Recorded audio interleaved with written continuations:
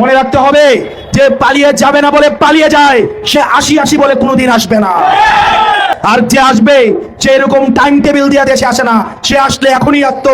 আমরাও চাই ডিসেম্বরে না, যদি হিম্মত থাকে আগামীকাল দেশে আছে।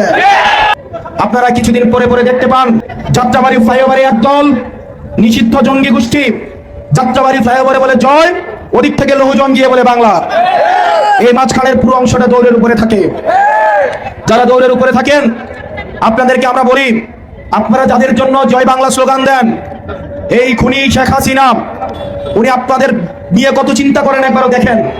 উনার নিজের ছেলে হচ্ছে আমেরিকান সিটিজেনশিপ, উনার নিজের মেয়ে হচ্ছে কানাডার সিটিজেনশিপ, উনার আপন বোন হচ্ছে ব্রিটেনের সিটিজেনশিপ, উনার বোনের ছেলে হচ্ছে ব্রিটেনের সিটিজেনশিপ, মেয়ে হচ্ছে ব্রিটেনের সিটিজেনশিপ।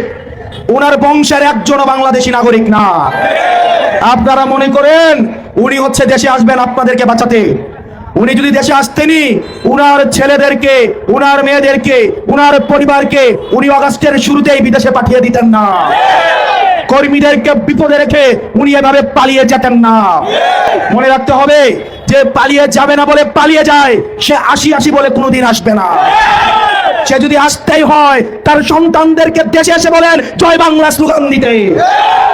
আর যে আসবে সে এরকম টাইম টেবিল দিয়ে দেশে আসে না, সে আসলে এখনই আসতো। আমরাও চাই ডিসেম্বরে না, যদি হিম্মত থাকে আগামীকাল দেশে আছে।